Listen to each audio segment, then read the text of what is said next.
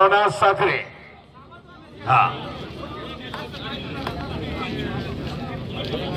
गणेश संतोष साखरे आपण या ओमकार होलावळे ब्रॉन्झ पदक विजेता महाराष्ट्र केसरी गट ब्रॉन्झ पदक मिळवलं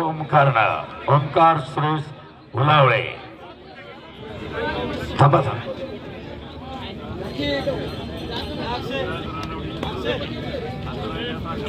अजय शेडगे आशिष वावरे पटकन मैदानात या पटकन या आणि विराज महल चला पटकन आणि